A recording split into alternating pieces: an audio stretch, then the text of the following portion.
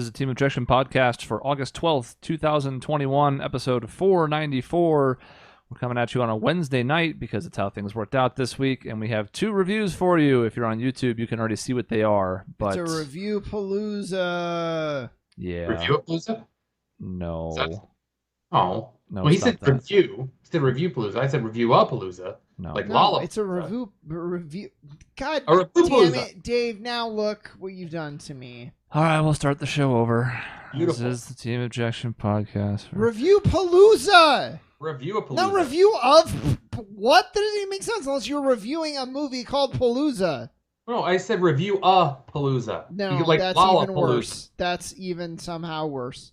This is the trope. This is where palooza came from. Was Lollapalooza. I don't think that's true. Right, but it wasn't based on something called LOL, and then they put a palooza on it. I know. I don't think you know. Well, we've come to a great crossroads in the show already, where this could be contentious. We'll see. We didn't love at least one of these things. And Who knows? depending on, if the viewers may think that they may never want to listen to us again if we don't love the thing that they love. Well, they shouldn't, because their taste would be bad then. It's true. That's true. So, we're not going to dilly-dally a lot this week. We have two reviews to do, and we could devote an entire episode to either one, but I don't think either is necessary. And we're going to start by reviewing just Season 1, even though Season 2 is airing as we speak. In fact, a new episode will drop at midnight tonight as this episode airs, but not going to talk about Season 2, but we will be giving spoilers for Season 1 of Ted Lasso on Apple TV. Fun fact, actually, what the internet has taught me is to get the most views, we should hate the thing that everybody loves. That's not what turns them away. That's actually what gets them to watch. Mhm. People have made careers out of this. This is why Skip Bayless has a job. Pretty much. Well, you're absolutely right, except what we need to do is just take bites of both apples and put up one review that praises everything and then another review that absolutely destroys it. Put them both out there on social media at different times and just let, Oh yeah, nice little A/B testing. Yeah, because some people do want to have their own views affirmed. That's what some people use reviews for. It's just, I want to see other people that agree with me. And if they don't, that's when they turn on the ones that hate it. I like the idea of audience testing, where you have a way where you write a review for both things, just two different takes. And whatever your audience happens to be looking for based on this research, they are fed that exact thing. I mean, that's what I was almost thinking of doing was my I Hate Ted Lasso review of, what a stupid premise of a show. First of all, this doesn't make any sense. And not to mention, now it's just like the movie Major League. They're just copying things. It's a terrible idea that has no basis in reality with characters that you can't even identify with. I'm fine with that, Dave. What I don't want is 5 reasons why Ted Lasso's the worst show and 5 reasons it's the best. You're like, but now I have no reason to read your article because you have no conviction. To me, those are the worst ones. I don't know how those are successful. I can understand, I want to read a review of something that I love that somebody else hated. It's how I am, right? I can't understand how it generates clicks of somebody saying, here's both ends of the fence. Nobody wants that shit. You got to have some conviction. But really, though, this is one of the best shows ever. I absolutely love this show. I It's would fantastic. disagree with that. But why don't you start? Why don't you give us your Ted Lasso Um, nutshell, 101? Part of it, it took me by surprise a little bit how much I did like it. It was one of those things where I had heard a whole bunch of people just kind of talk about it, whether it just be random things online, in popular media, whatever it was. People just talk about Ted Lasso and how good it was. And so I just kind of started watching it, and I got hooked pretty quickly in it, in the sense of it was very quick. I like a lot of very quick humor. I like a lot of, they don't, there's no laugh track. There's nothing like that makes it feel like you're being pandered to as a show. And then over the course of watching the season, it had all the swing of emotions that you could possibly have. You laughed at things, you cringed at things, you cried at things, you felt joy, you felt sorrow. All the emotions were hit on a show about American football coaching soccer. It didn't make any sense, and it made perfect sense at the same time. I was waiting for Chris to jump in because I'm probably gonna. I'm not gonna spoil. You're gonna make me spoil my own take. How dare you? Oh, I see. Usually you want to be the first one to do this, so I kind of just let you guys go at it, and then eventually I get to chime in so you can understand my confusion. How dare you put me in a box? I just thought I was going to let this play out as it usually did. We'd be like, you know what? I was going to go last, but I heard Dave speak, and now I have to fucking kill him. Yeah, I mean, Dave had talked on the show about us potentially watching it. He doesn't often give recommendations, but this was one time where he did, and we did try to watch it earlier. You know, we certainly gave it an old college effort where we were like, hey, well, we're on vacation this particular week. Let's cue it up. And then as much as I liked the house that we stayed at, the internet was suspect at best. So streaming something like that was not an option. But we eventually got around to it. And I'm not necessarily surprised that I like it. I am obviously a huge fan of Scrubs, and Bill Lawrence is the catalyst for a lot of what made Scrubs tick for its 8 seasons. And so seeing that translate into this with a different take, this is not Scrubs by almost any measure, but there are a few similarities that I'll talk about later. But just knowing that coming in, liking the cast overall, now only a couple of these folks did I even know coming in, but overall I think pretty much all the leads have been very, very solid. And while I can't talk about season 2, and we won't spoil anything from season 2, it just kind of continues that for almost everybody in the early parts of the next season, to where some of these characters are even better, continuing arcs that started in season 1. So I'm not going to tell you it's on my pantheon of all-time shows or anything, but I have liked it quite a bit, and even knowing that Dave recommended it, I've still come into it liking it more than I thought I would. So here's what I'll say. The writing is really good, with one exception, but I'll get to where I actually do like the writing. The characters are so great, and the hook is there from the very beginning, and you really care, and then it's like, very early on, they sort of flip the table on you. Like, you think you're in for one show, but really, it's about another thing. And it rips your heart out plenty of times. There's really good drama. There's some really interesting villains and good guys who become villains, and villains who become good guys, and villains who stay villains. So that's all. It's very like compelling and engaging, and you find yourself. We were able to binge it, and we went through, I think, for the most part, 2 major blocks to finish all of season 1, and it was great, and I thoroughly enjoyed my time with it. I would say I like the show a lot. I don't love it, and for me, I don't love it. One of the things that is the show's fault, and one of the things that is not really the show's fault, it's my own preference. So I love a show, and I expect you to argue with me, Dave, so get ready. For a show like Haikyuu, I love it because it's all the things I love about the show. Good plot, pace, characters, writing, but there's a nice infusion of actual sports action. And to me, that's like the perfect blend of a TV show. Like, things like, even Cobra Kai sort of hits it. It's not a sport, but like the action is a focus. They don't just talk about martial arts the whole time. They're actually like doing it. Ted Lasso, for the most part, talks about soccer. And you could even argue, even in a show of Ted Lasso, the coach himself is like, it's not really about like wins and losses, although they kind of play with that viewpoint in the show itself. But like, it makes sense that you're not getting a ton of soccer action. It's more about behind the scenes and the characters and their personal lives and all of that. So that's what I'm saying. It's not its fault. It's my own personal preference, but that's what's like keeping it from me being like, oh my God, I love it. If there's a more soccer, like excellent soccer action, I'd be on board. Football, as they call it.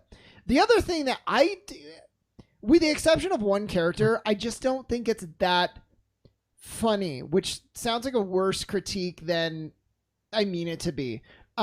It's fine, and it's like amusing, but other than Roy Kent, where he actually makes me laugh out loud, and I think like this is great comedy, so much of it is like, okay, like maybe it's not my type of humor, maybe it's just not very funny, maybe it's a little bit of both, maybe I'm weird.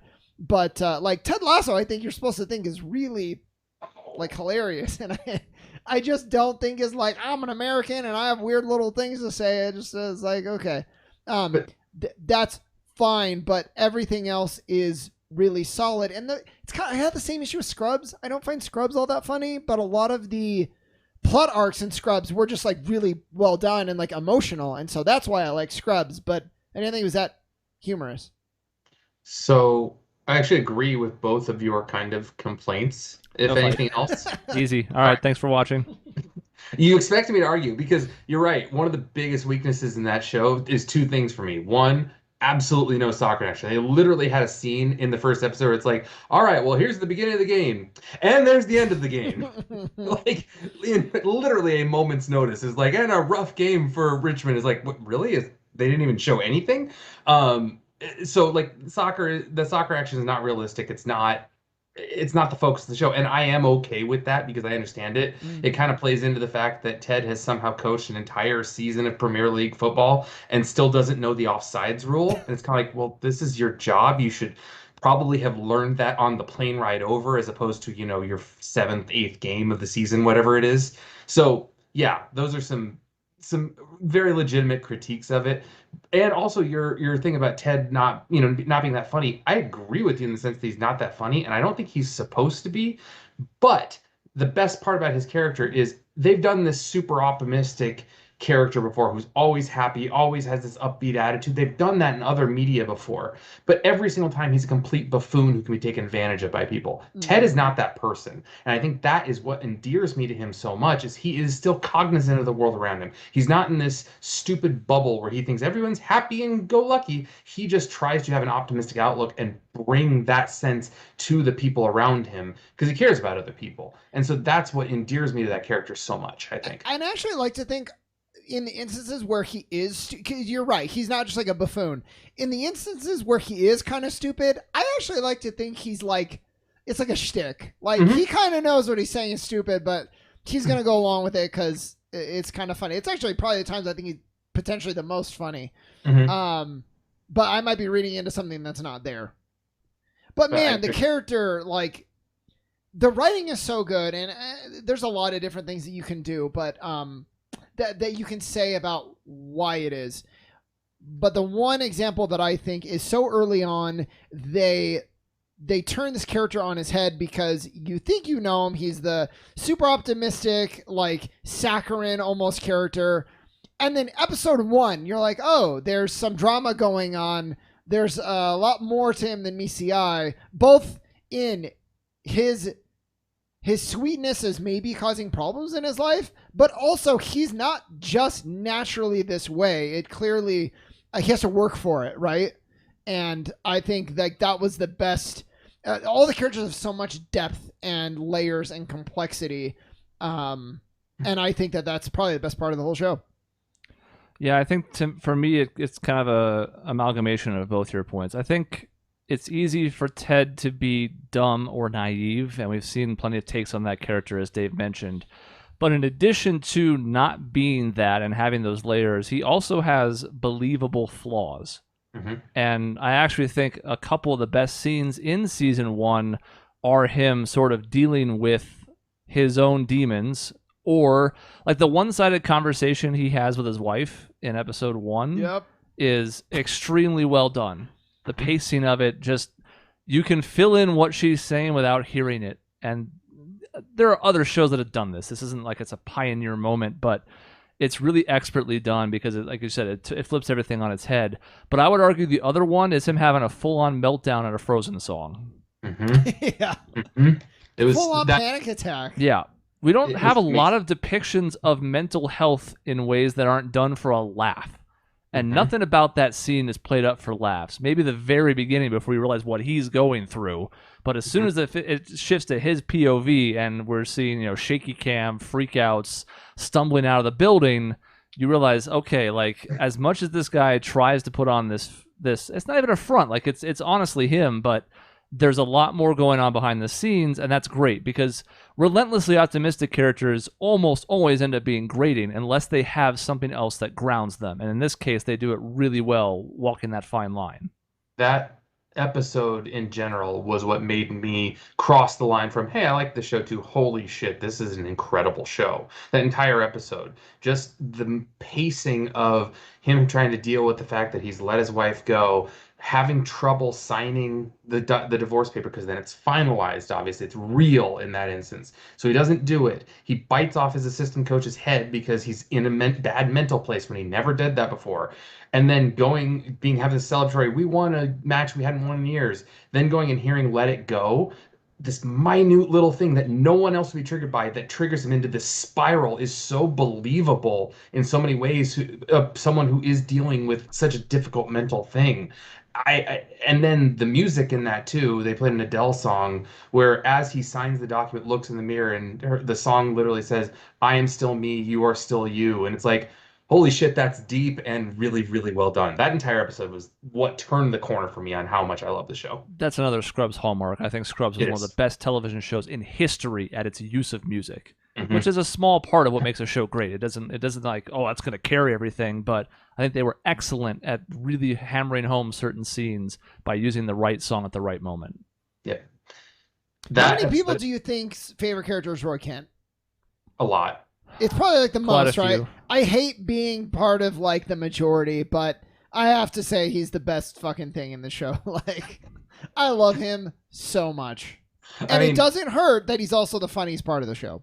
It doesn't hurt. I mean, there's something, it's a kind of a trope a little bit of the gruff guy who has a heart of gold on the interior. But when he says, "Hey, I was busy." "All right, well, what were you doing?" "All right, I was doing fucking yoga because I'm with a bunch of 6-year-olds who don't know who I am." Like, it was one of those things that's like, oh yeah, that's actually completely believable that someone would do to get out of the spotlight when you're a premier, you're a famous person, but you don't want to admit it because you got this tough guy exterior, And they also push it, so they take the trope and then they dial it to 11 with like how cantankerous he is, and then actually how sweet. It's like they made the rift so extreme that I think it's actually really good, and then just that entire locker room dynamic. Actually, that's one of my favorite parts of season 1 is him just trying to navigate Ted Lasso, this locker room of people filled with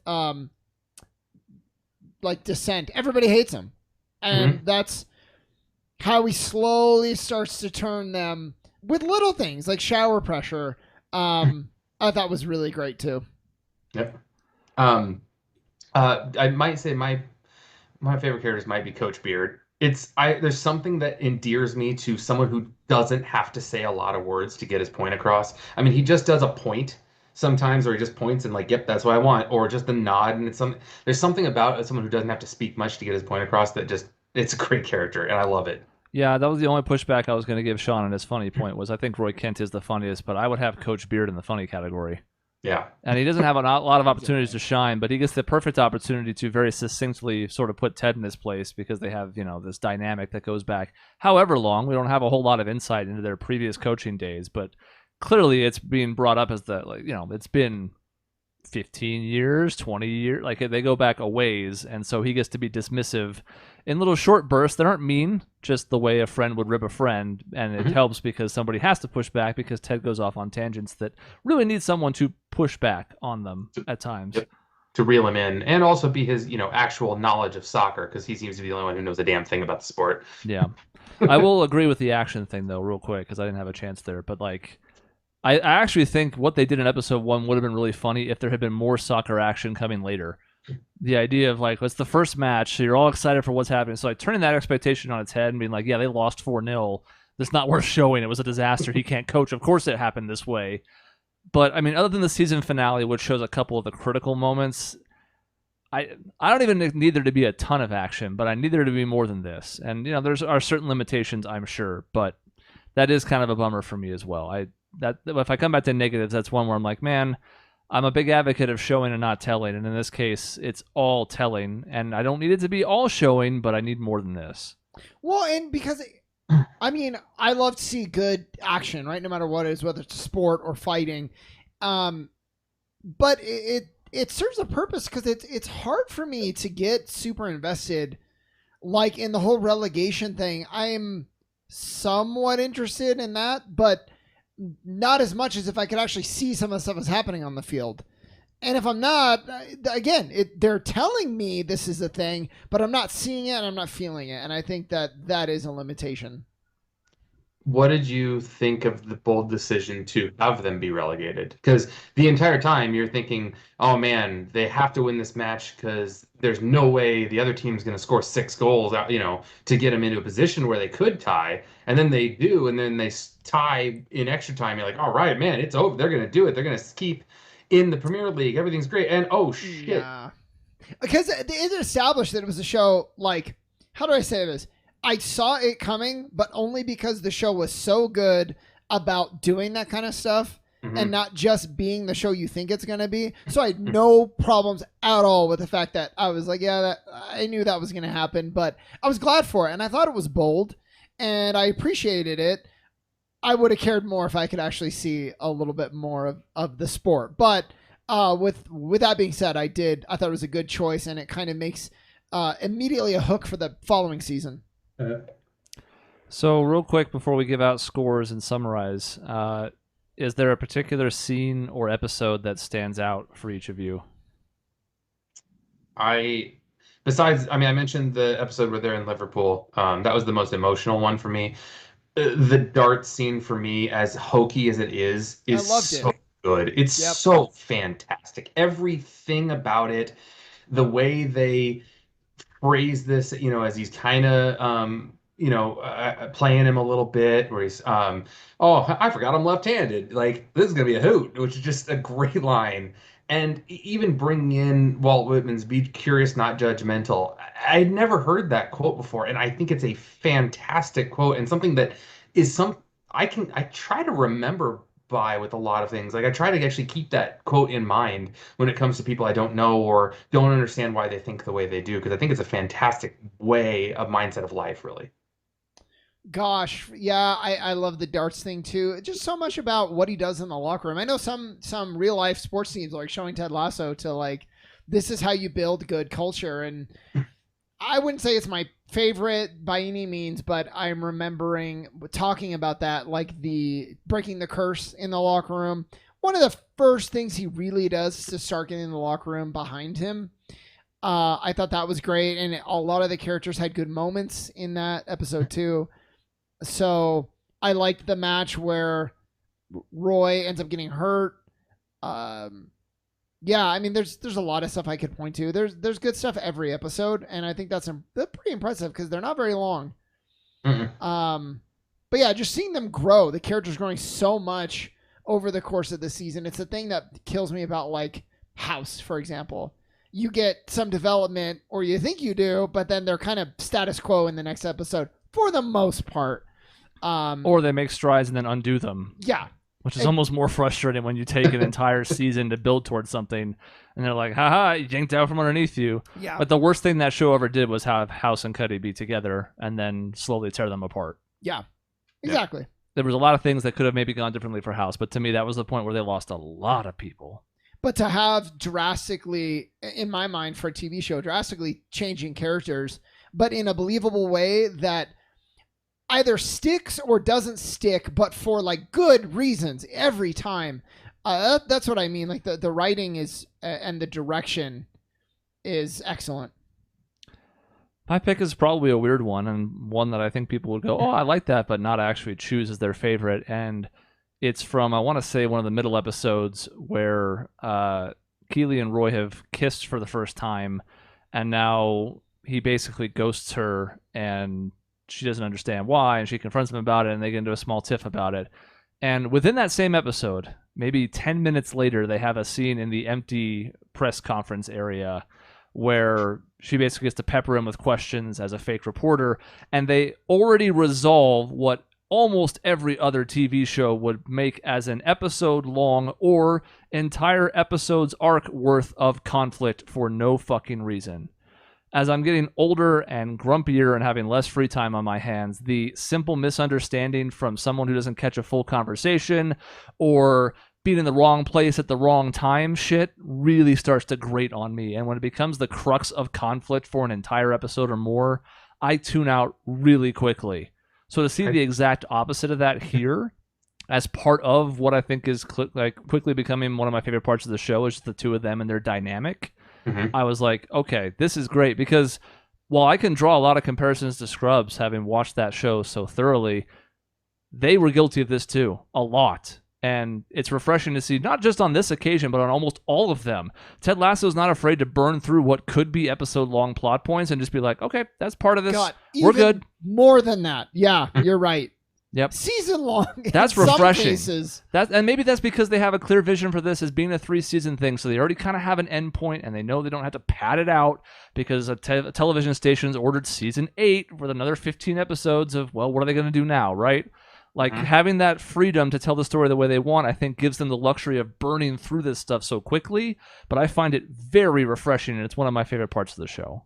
You touched on a good point. I mean, it feels like TV shows frequently now are treating us adults or viewers as adults. Like, hey, I think there was this thing that happened, especially in like the 80s and 90s, where every TV show had to go as long as possibly could, so they draw out these conflicts as much as they could. And honestly, it kind of, in a very, maybe this is being a little bit too much, but like it kind of hurt society in a way, because it maybe made people think like this is how we're supposed to act. We're supposed to have this back and forth. We're supposed to ghost people. And now we see shows like this, which is like, no, be a fucking adult, tell the truth, tell the other person how you feel, and don't play around. Yeah, I don't know what that says about like, oh, this is such a rare response. What a healthy, mature way to go about this. Yeah. And like the fact that it's good and rare is kind of a problematic pairing. Mm-hmm. And when conflicts do happen, they make sense. Yeah. So that's just a testament to the writing that we've talked about since the beginning. But it's not contrived. It's not forced. It's this is believably a problem. And in some cases, it's actually well done to where you're like, I don't even know where I fall on this. Like, this is an issue, but this is also a problem. And instead of it being both-sided, which happens so much in real life these days, it's legitimately like, I can kind of see where this person's coming from, but I also see this perspective. I wonder how they're going to resolve it. It almost runs a risk, this comes up in season 2. I won't spoil it, but like in some cases, conflicts are almost solved too fast. If you're going to err on one side, it's almost too fast rather than being dragged out too long. But I still, as of right now, so far, they're still striking a good balance, I think. And they passed the Bechdel test, which isn't the end all be all, but I appreciate it. Yeah, that's the Scrubs parallel too. Yeah, well written, smart, proficient female characters. Mm-hmm. And I have one last question before scores, real quick, just because I have to ask this for Courtney's sake, for my wife's sake. Your thoughts on Sam as a character, because that's her favorite character, I think. Or cook or drink. You got fucked. I like Sam. I would say he doesn't really become a fully fleshed out character until probably season 2. Yeah. But I enjoy him in season 1. He's like really nice, and maybe she thinks he's cute. Maybe that's it. But anyway, that could be. It's part of it, and he is. I mean, really, the players, the only ones that really get play are Jamie and Roy. Yeah. In season 1, and like a little of Danny Sam. Rojas. Yeah. Yeah. You get a little Danny, but like a little Sam, a little Danny, and then the goalkeeper, I think, on one occasion, and then the rest of the team. And we know them in the locker room, but as far as their contributions on the field, we don't know who the starting 11 is. I'm sure if I pause one of those frames, it'll list them, but it's not even really that big a deal. We don't even know who the starters are on this squad. Mm-hmm. But you don't need to. In that sense, that you could show more action about the key moments, and that stuff wouldn't be relevant. It wouldn't be important.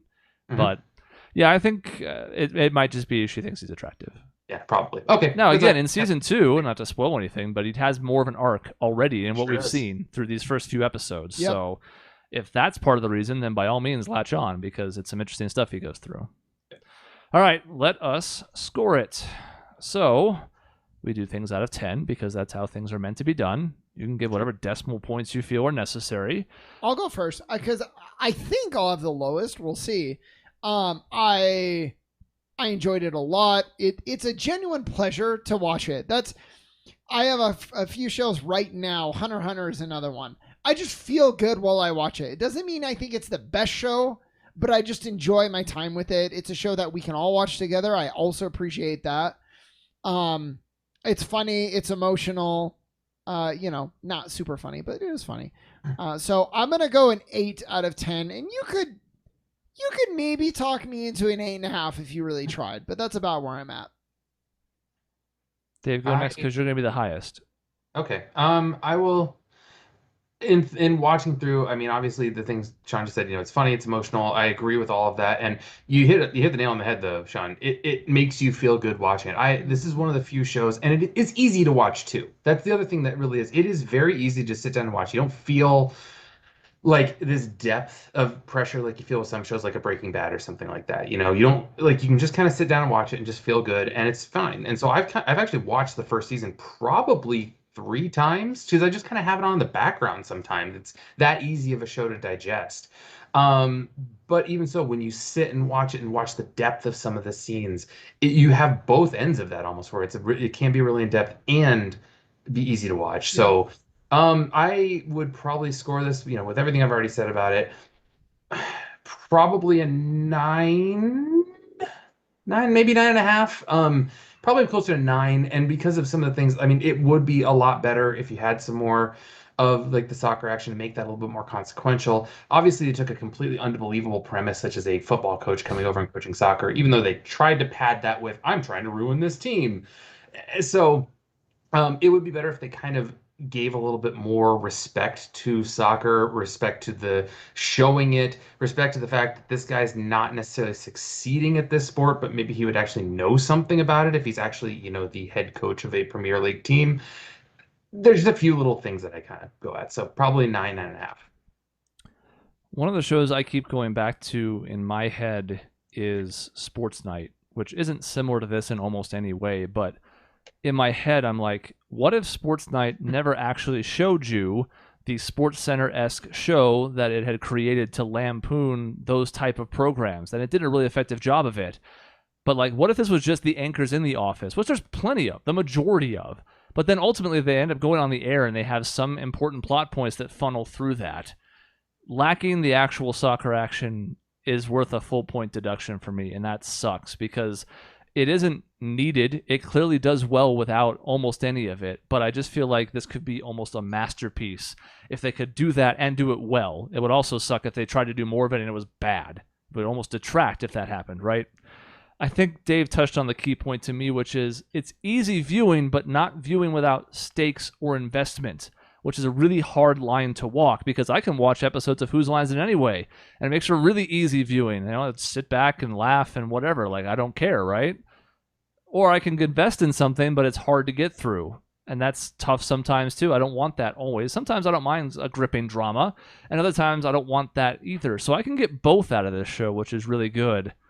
I'll give it an 8.5 for season 1. I like the direction season 2 has gone so far. It's also, we're only 4 episodes in, 3. Three. Yeah, so it's it's early and we don't even know necessarily what full season arcs we're going to see here. We have a couple that are brewing that we know of, but so it's too hard, too early, and too hard to say what that looks like overall. But just season 1 in a vacuum, a strong start. Meanders a little bit in the middle parts and a pretty strong finish, especially knowing that there's another season coming already, and then it set things up pretty well for some interesting storylines. So 8.5. Win the whole fucking thing. I thought it was gonna have a hot take with like I want to see more soccer, but like you both felt the same way. It's been a common complaint on any review that you read. It's really? Just, I haven't admittedly read a ton, but I just think it's too little, and I think they could do a little bit more, even within their own constraints, and be just fine. Mm-hmm. However much is obviously a creative decision, and who knows what other limitations, but it does feel like they've missed an opportunity. The Jamie Tart character, I think, actually has some chops. I know some of that is a double, and it's clear when it is the double, but he's still doing some of it as well. And like, I wonder how many of the other Danny Rojas, I think, is another one that clearly has at least a little bit. Beyond them, I don't know. I don't know what even the acting chops are to do that. Cobra Kai has that sometimes too. Yeah, some of the kids are like, wow, you're great. And then others where it's like, you can tell they're just trying to put in a double as often as possible because they're clearly not good at all. Yep. Or you can just have Tom Cruise running and it's like, oh, that was a bad decision. Like, we should have used a double. Yeah, people wouldn't have known. We could have just shot it from behind instead. You can make those big arm swings still, but... Mm-hmm. All right, so let's move on to something that may not get quite as high of a score. No, why do you say that? While I feel like that might be, a spoiler of sorts, I don't think it's going to take very long for us to get into our discussion to reveal that that's exactly the direction this is going.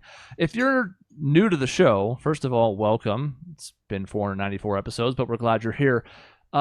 we have talked about Space Jam in approximately 50 to 60 of these 494 episodes. That's a low estimate, sir. I maybe, but it's also a bigger chunk than it should be for any one piece of any media. It's So true. we can quibble on the number, but it's dozens of episodes. And while I don't think any of us would sit here and tell you it's the best movie ever made, because it clearly is not, all of us liked it quite a bit. It's campy, it's bad in spots, but it's an enjoyable ride. I think it's one of the best movies ever made, actually. So that- don't let Chris speak for me. He does All right, not think Skip. that. Stop with your hot take, Skip. Yeah. I'm just going to go ahead and speak for him because he can't. He just put food in his mouth. He does not actually think that. Let's talk about Space Jam 2. I put the thing about LeBron versus Michael in the header, but it's actually a very, very, very small portion of what I care about. What I do care about was the fact that this was just not fun pretty much at all at any point. No, you get like a Batman and Robin. I would even say Batman Forever. What are some other ones? The Star Wars prequels where they're like, you're like, it's so bad it's good, and I'm enjoying my time with this movie. I did not feel that for almost any part of Space Jam 2. It felt like it was by the numbers. It was not very... I think Sylvester being spun up in a spider web at one point was the funniest part of the whole movie. Yeah, same. Which I like. It's not a great sign. And there's a lot of reasons for that I think we'll get into. But just like my initial impression was, where was the fun of any... No one's having fun. It's kind of a plot point, in fact, but it's also just like no one, it just feels like wants to be there. And that includes the animated characters. Watching this, I don't know, going into it, and then after having watched it, I just thought, why was this made? Like, was there even really a point to it except for the fact that they wanted to take the biggest player of the generation and put him in a movie with Looney Tunes because they did it before. So let's do it again. And that feels like it is. And then throw on top the fact that, okay, we're Warner Brothers. We own the other half of the world that Disney doesn't own. Let's put all of our shit in here and see how many things people can notice. And when they did that in movies like Ralph Breaks the Internet and then Ready Player One and all these things, it's like, okay, this actually is really boring. Nobody cares how much IP you own anymore. Like, it's not visually pleasing, and it's not impactful at all anymore. And so when that was basically half the movie of, hey, look at all this stuff we own, it was boring. I don't even like the premise. No. And that's, again, from somebody who likes the first Space Jam, where the premise is tissue thin, but it exists. And at the very least, I'm like, okay, even though this is kind of silly, I'm still interested to see how it plays out. I don't know why I'm supposed to buy LeBron as a good or bad father. I'm indifferent towards him as a father. And the fact that they tied it to his son's video game could have been cool in concept, but all it ended up doing was, and hey, after talking about Ted Lasso, what a shock this is, undermining any sports action whatsoever by making it this weird combo system whose rules it doesn't even follow itself, and stripping away what little basketball was in the original. But again, there was some... Yes, the Monstars dunk everything, but there was some decent basketball on the other side for a few plays. Here, LeBron, who's almost non-existent in this game to begin with, has 2 dunks, and that's it. Yeah, I mean, he's the main character. So I am gonna get to that, but I want to back up to another thing you said about kind of like the premise. And I can buy, in the world of film, I can buy Looney Tunes need the best basketball player in the world, so they go get Michael Jordan, which actually is still personal for Michael Jordan because it goes into his like retirement and the baseball angle, and I thought it was really well done. But the important thing was they framed it from like the Looney Tunes perspective. Space Jam 2, it's really framed from LeBron's perspective. And I'm sorry, I don't buy that Warner Brothers is like, we need to get LeBron in this algorithm. He's the king of everything. Like, no, he's not. Like, I don't know who that would be these days, but like, I guess he has like an okay social media presence and he plays basketball, but like, he's not like an actor who's doing a bunch of stuff. And so like, I don't buy that premise from the very beginning. And then everything that follows, they're like thrown together and they're using each other, Bugs and LeBron. And it was just like really strange. And like, it could have actually probably improved with just being a little bit more straightforward. Like, let's show the aliens come back. And Bugs is like, we want to get Michael, but he's not here. So we're going to settle for LeBron. That would have been fine. I feel like even like you go through the premise of the movie and LeBron's like, why the hell would I want to play basketball with the Looney Tunes? This is stupid. I'm gonna need the Iron Giant. I'm gonna need all Superman. I'm gonna need all these like awesome guys. And Bugs screws it all up for some reason. So it's like Bugs is almost an antagonist in this instance because he Yeah. wants to get his friends And back. it's so easy just to have all the other characters be like, I don't want to play with you. So then the Yeah. Looney Tunes are the only ones left. And they create this really interesting, like, you're rooting for them because they're the underdogs, but they're trying. And this is like all that he has. And instead it's like, no, I just tricked you. Now you're stuck with this subpar fucking team. And you're like, okay. In an attempt to make the stakes even bigger, which is a mistake, we've also roped in how many people? There was a count at some point. Maybe billions. Who knows? It was at least 10 million. It was at least 8 figures of people that were sucked into this digitally because they wanted to live stream it, and then therefore were going to be erased from existence if, and of course they weren't going to, LeBron and company had lost. So now we've taken something that was fairly straightforward, and you still wanted to root for Michael and the Looney Tunes. They were the ones caught up in this. And now random people who are here don't even know what the hell is going on. They're all going to get erased. Unless LeBron saves them by doing virtually nothing. And the funny thing, like the score of the game in the first Space Jam was almost like this joke of like, man, that was a lot of points, wasn't it? Haha, like, and then somehow they come back. This game was like, let's take that premise of the score is a joke and doesn't really matter, and really focus on the fact that the score is a joke and doesn't matter, and even reference the fact that the score is a joke by just saying, it's a video game. A blatant ripoff of NBA Jam, might I add. But, like, let's just say it's 1,038 to nothing. Oh, now the Toon Squad is going on a 1,036 to nothing run, though, to tie it. Like, there. How about that, huh? Investment.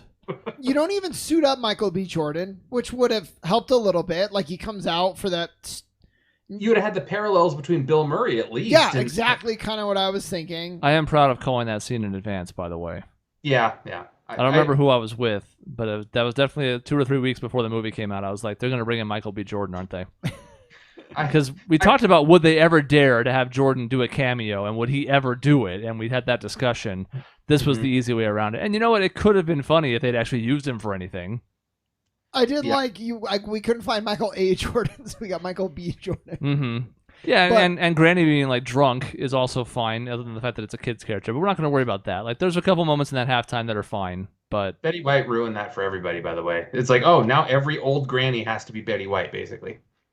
Yeah, it's just so strange to me because the original premise was like, okay, they had to kidnap Michael Jordan because they were in dire straits and he was the best, and the only reason he didn't get his talent sucked up was, as you mentioned, he was in baseball at the time, so they screwed up, right? So while they had to kidnap him at the start, they had these reasons to work together and build chemistry and get along. And instead, LeBron stumbles into this world in the first place, stumbles into where the Looney Tunes are supposed to live, but it's only Bugs, then gets roped into this adventure with Bugs tricking him, as you mentioned. So at no point do I feel like anybody really gets along with anybody. Nobody seems likable.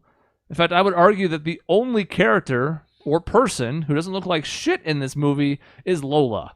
That's it. That's my list of Looney Tune and human characters in this movie who don't look like shit. One person. And clearly that was a big-time effort because, I don't know, equality or it's Zendaya so we have to try or something. I don't know. But at least she doesn't look terrible. She's the only exception to me. Yeah. It was just... It's like there was no care given to the movie. And I don't understand why that would have been the case. And, I mean, even the decision to animate LeBron James... The guy can probably not even act very good. I mean, I thought Michael was fine. I thought Michael was fine. People think he was bad. I think he was fine, actually. I think LeBron could have been fine, too. But then you animate him. Voice acting, I think, is even harder to really nail than physical acting. Mm-hmm. And he's a charismatic guy. So, that was such a bad decision to animate him for probably half of the film. And then, the basketball action. Yeah, very few exceptions. The Damian Lillard Chrono character, that was neat. I would have loved to see actual basketball and what he could have done with that. It broke the game completely. It's like, oh, I can just stop time? Well, that's easy. Well, yeah, but if he could only do it once in a while, if there was some power balancing, that could have at least was visually interesting. Like Wet Hot or whatever, which is a bad name. for Klay Thompson, like that didn't really do much for me. The weird spider and snake. I don't know. Everything was weird. I just didn't understand. I didn't understand anything. Well, and before it was, hey, they took the talents of these NBA stars, so at least there was this other kind of B plot conflict where it's like, oh shit, something's wrong with Charles Barkley because he got his talent stolen from him and now he can't walk in a straight line for some unknown reason. But there was like some sort of other conflict here. Now it's just, oh yeah, LeBron James' kid, he's like super smart and invented this like magical camera on his phone that instantly motion caps like anything. Like, Cody made that point of like, boom, done. Forget everything else. He just made a mocap on his phone. That's impressive on its own. You know, I wouldn't want to make the guy a basketball player if he has that type of ability to create technological things like that, you know? Like, let him go make other things. And it seems like this is supposed to be set in the future. Like, almost, this feels like it's supposed to be set 15 or 20 years from now. But LeBron is his age. Like, he's just himself. So I don't know how that's supposed to work either. Is it a fantasy world? Is it the real world? Because, yeah, to your point, the B plot was kind of interesting the whole time. It wasn't frequent. It wasn't prominent. But every time they're cutting to like, oh, there's players who refuse to play, and they had that scene where they're like talking about masking up in the locker room, which plays really weird in 2021 now. Yeah. It's dumb, but it's once again it's the sports connection. I would actually argue that the B plot was for adults the best part of Space Jam 1. Potentially. Pretending to get to see like what would actually happen if in the real world, and you get to see Charles Barkley and Patrick Ewing like ham it up and all those guys. Actually, it was Patrick. He was, yeah. What's his Shaun? Bradley, Muggsy Bogues. Like I love that. Mm-hmm. And that wasn't in this one at all either. So even Uncle Drew, which I think is the best recent basketball film I've seen, it's fun because of that level too. And this just didn't have anything that was fun or interesting. I don't know if this was a possibility, but I don't feel like LeBron's family outside of his one son really played a huge role in this. And they casted Sonequa Martin Green, who has done a lot of other things. Yeah, she's a good actress. She's a good actress. She had like 5 lines the entire movie. And maybe this isn't possible. Maybe I don't know Hollywood well enough. Why not just cast his real family? Yeah, I had the same thought. Like his wife's been with him since they were in high school. Like they've been lifelong partners. Great. Put her in the role. He has 3 sons and a daughter, I think. Like, why not put them in the movie instead of making this whole fake family? You're already putting someone who's not an actor in a movie. Let's just go full swing, right? And to be clear, given how little his wife did in the movie, there's no reason they couldn't have just had someone off the street do it. Yeah. Because it would have been just as believable. If they weren't they weren't Emmy award-winning lines, let's put it that way. Now, the converse of that is, well, the son is too prominent to be lousy at acting. Although you could argue that his son as cast was still not great. But since they made his son basically the second most important character in the movie, you can't really afford to have someone who's just god-awful. Maybe his sons wouldn't have been, whichever one they went with. I don't know. But either way, it's like this character could have been cast as his family because she doesn't matter. This one is more prominent than he should be, so I guess you might as well cast him. I don't know. Well, it's not like LeBron was really winning Emmys for his performance either. So, like I said, just lean into it at that point, right? I just think there's a good, fun basketball film to be made. And you could do it, and you could have a Space Jam 3, although now I don't trust them to do it, but like you could do a Space Jam 3 that could be good. This was just not. I didn't trust them for Space Jam 2, so yeah, Space Jam I had hope, but I'd hope that this would be a mediocre to good movie. And that's by the Space Jam standard, not by the Citizen Kane standard, to be clear. But, I had thought, okay, I don't think I'm going to like this as much as the original. That's going to be tough for it to do to begin with, but I hope I at least walk away from this going, that was all right. That's not what happened here. And speaking of, I'll just go first since I went last time.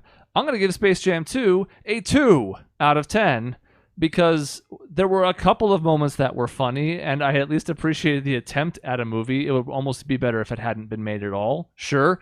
But it wasn't like a total waste of my time. It kind of was, but there were at least moments in it that I chuckled at, and a couple of like wink nod references that I was okay with when they weren't just overloading me with look at all the things that we own references. You know, that's all I can say about it. I can't give it anything positive. If anything, it's that low because of what the original means to me and how much this has disgraced it in relation.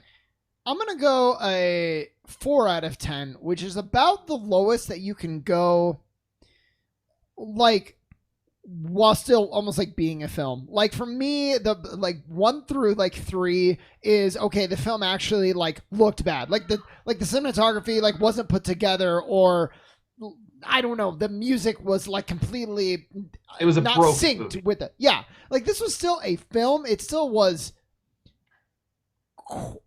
It was made with quality. It was just what was there was all bad, if that makes sense. Like the plot, the acting was like fine, but the writing, the jokes, the action, the direct, it was all like bad.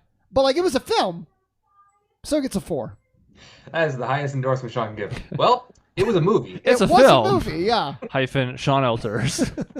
Put it on the DVD jacket. Yep. What's that? They don't have DVDs anymore? Well, fuck. So I think I'm going to give this one a 3. 3 out of 10. That 3 includes an extra point, actually, that I give it because I didn't have to pay for this, because I was on HBO Max and we just streamed it. I didn't have to pay $12.95 to go to a theater That is to go fair. see it. So I think actually, that means you're really giving it a 2.5. The Nope, most I because will there's- allow you to give for that is a 0.5. Here's the other way. I'm actually reducing it by a full point as well for them just casually throwing out that Bugs Bunny now exists in the real world. You know, it just, here we go. He's just here. Whatever. Bugs is just going to hang out with LeBron from now on. I mean, they kind of put that in there a little bit where it's like when they snuck into the real world to get Michael Jordan's shorts in the first movie. But now this one, it's like, oh yeah, Bugs has just disappeared. The whole algorithm disappeared and everything. And oh, now Bugs is just next to you because he sacrificed himself, remember? Oh yeah, never mind. So then I Yeah. actually think that means you have scored it a 1.5 now. So that's Lower than me. pretty It sucked. bad. Look, it's terrible. It was stupid. I asked why they made the movie coming in, and as Chris said, I was kind of hoping that it'd be slightly above mediocre, just about the first Space Jam was, because it was just above mediocre, I really think. It wasn't good. It's got a lot of nostalgia behind it. Almost so bad that it is good. This one was just bad. Just bad. And all if you're a around. Space Jam 2 apologist, if you're out there, just keep in mind, like, Dave and Chris didn't go in with super high expectations. Like, fine. I did.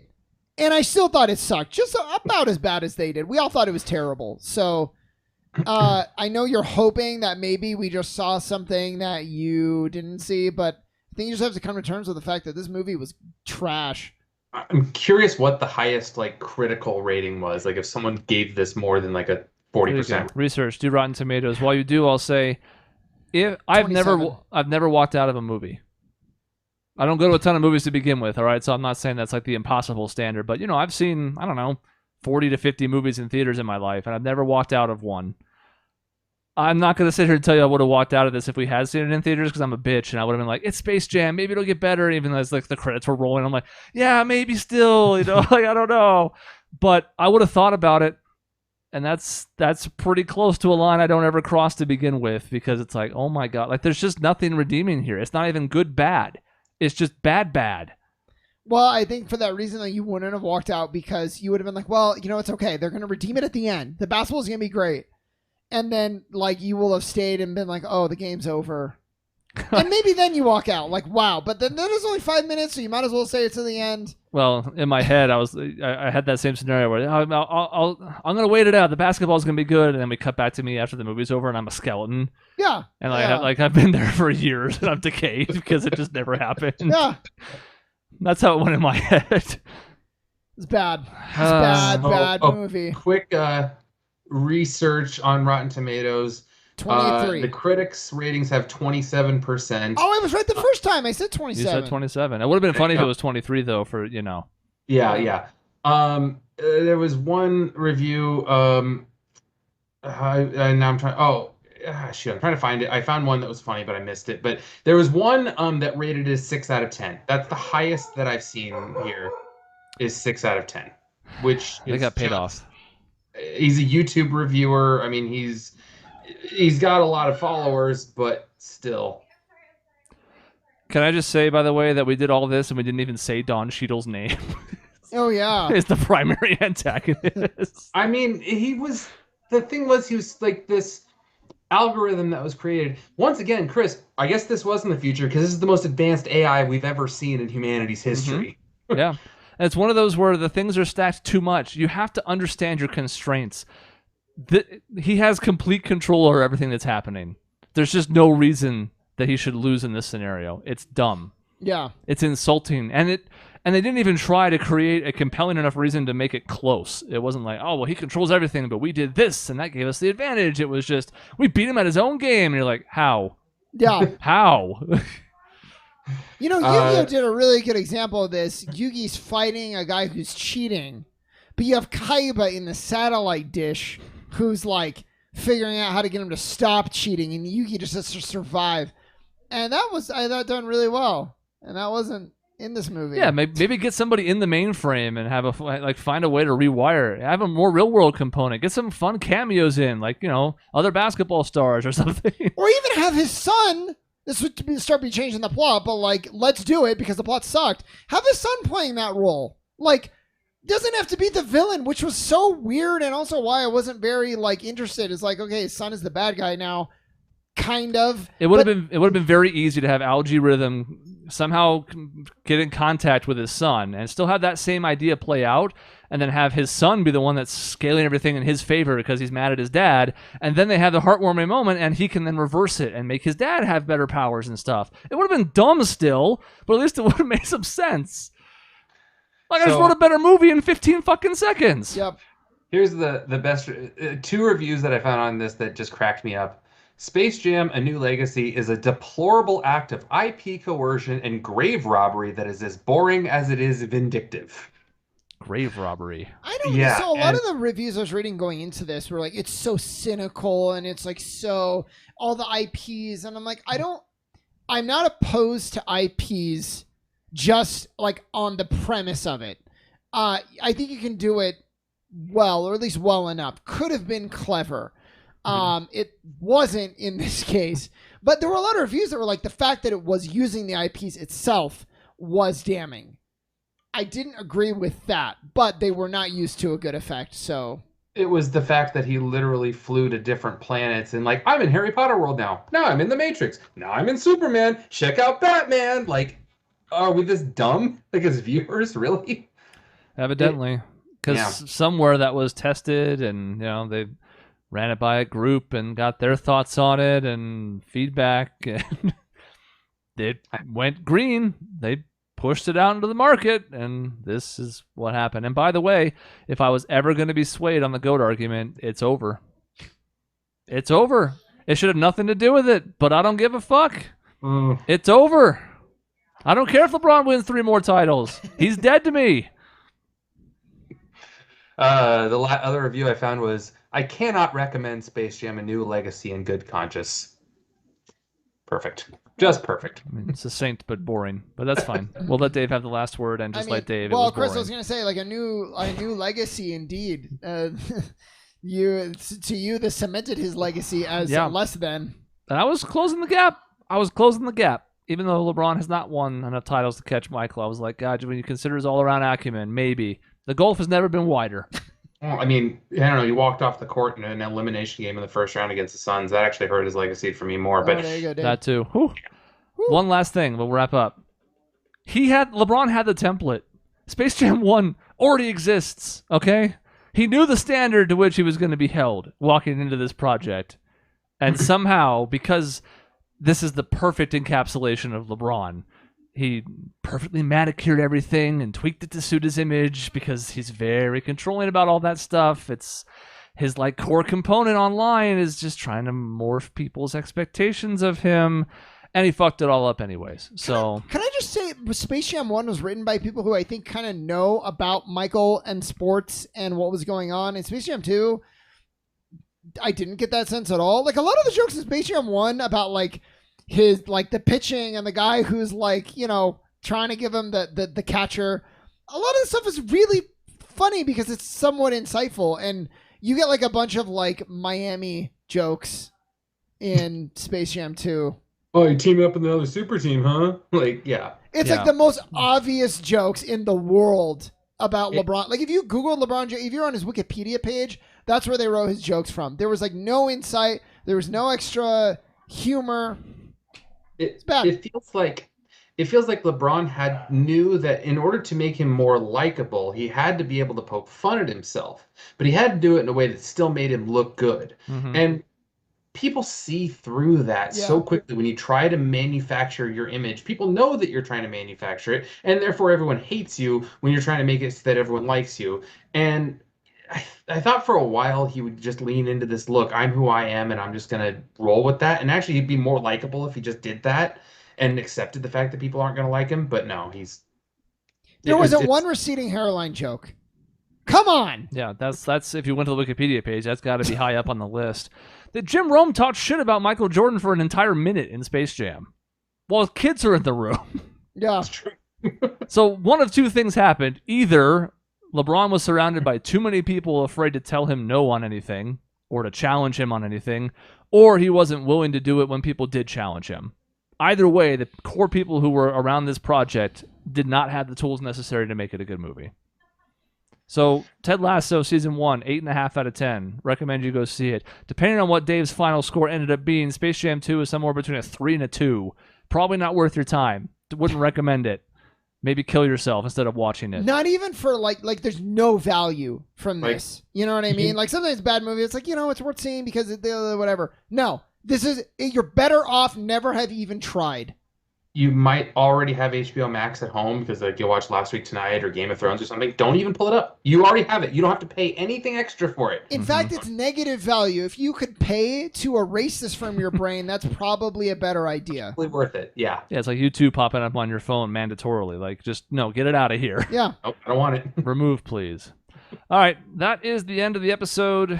We'll be back next week with a somewhat regular show. These were two of the topics we were going to get around to eventually, so we'll see. I don't even know what next week holds for us, but we'll be here next Thursday. We're also only basically 6 technically episodes away from 500, so that's coming as well. So, exciting times. In between shows, you can find us at our website, objectionnetwork.com or youtube.com/objectionnetwork for new videos 7 days a week. See ya.